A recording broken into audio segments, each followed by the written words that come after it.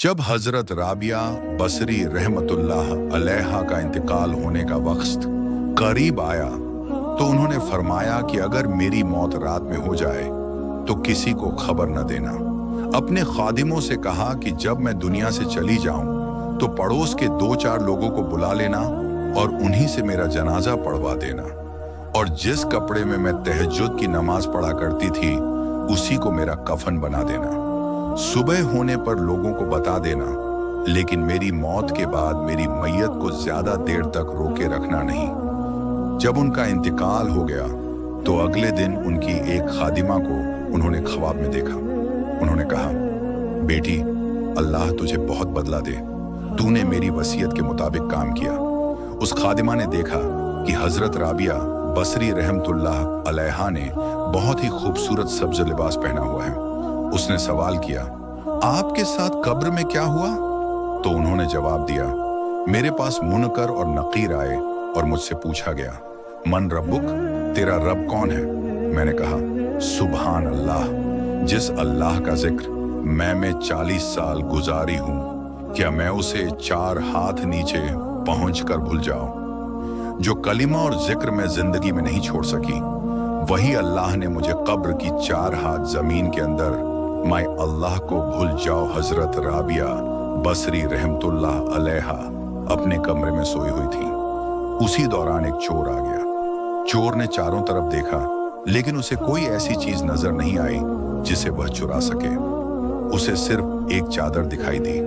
उसने सोचा कि चलो चादर ही ले चलता हूं। जैसे ही उसने चादर उठाई और बाहर जाने के लिए दरवाजे की तरफ देखा तो अचानक उसे चक्कर आने लगा और उसकी आंखों के सामने अंधेरा छा गया।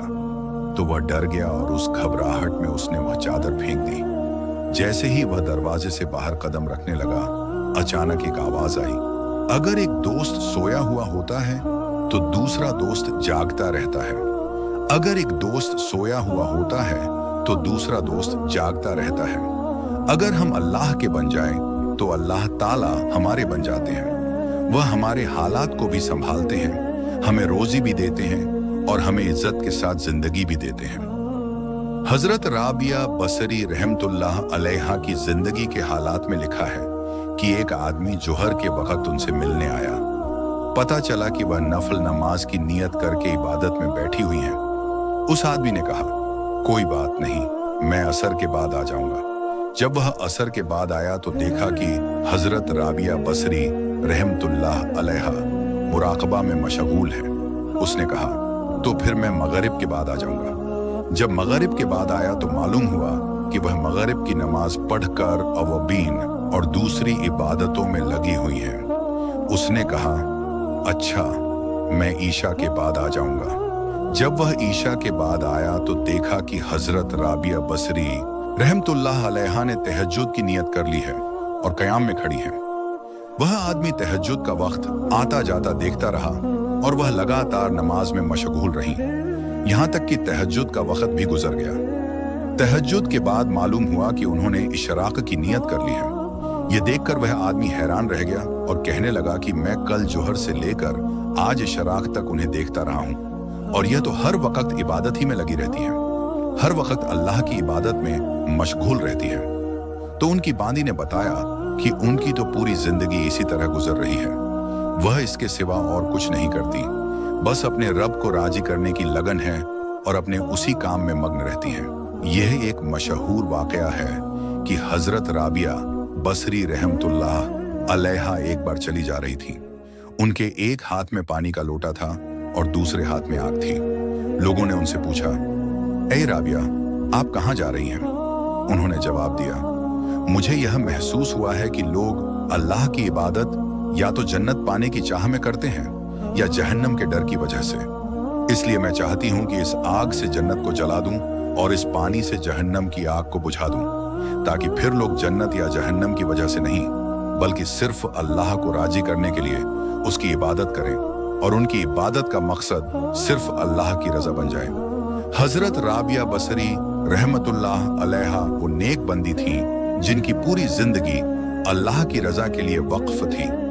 राबिया बसरी रहमतुल्लाह अलैहा ने सिखाया कि सच्ची इबादत जन्नत या जहन्नम के लिए नहीं बल्कि सिर्फ अल्लाह की मोहब्बत के लिए होती है।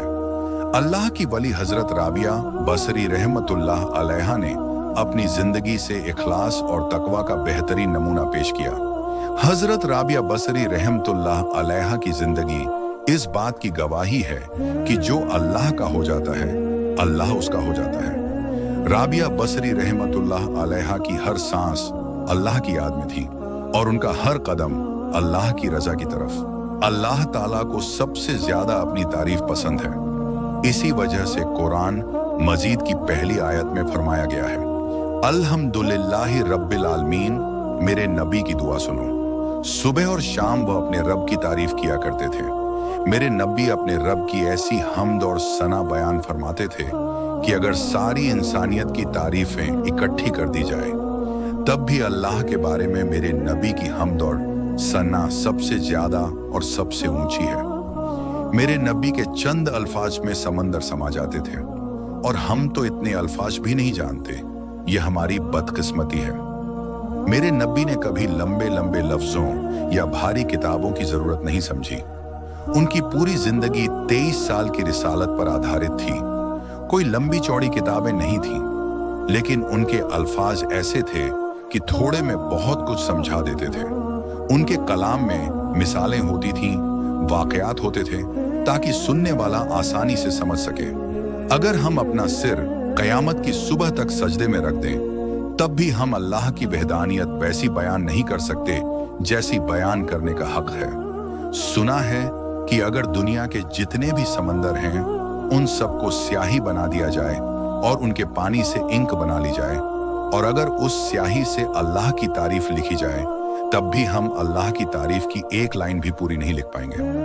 अब सोचिए कितना बड़ा समंदर है और कितना पानी उसके अंदर है। यह सब सिर्फ एक मिसाल है ताकि हम समझ सकें कि अल्लाह की शान और उसकी तारीफ इंसानी अल्फाज से कहीं ज्यादा बड़ी है। अल्लाह ही वह है जिसने आसमान और जमीन को पैदा किया। उसी ने सूरज को रोशनी दी और चांद को ठंडक दी। उसी ने रात को सुकून बनाया और दिन को रोजी का जरिया। अल्लाह ने पहाड़ों को मजबूत बनाया और समंदरों को हद में रखा। उसी ने हवा को चलाया, बारिश को बरसाया और जमीन से अनाज उगाया। हर जिंदा जान को उसी ने जान दी और हर दिल को धड़कन दी। अल्लाह की कुदरत इतनी बड़ी है कि इंसानी अकल उसे पूरा समझ नहीं सकती। हर नेमत उसी की तरफ से है और हर रहमत उसी की देन है। सच ये है कि सारी तारीफें सिर्फ अल्लाह के लिए हैं। अल्लाह सबसे बड़ा है, सबसे रहम करने वाला और सबसे हिकमत वाला है।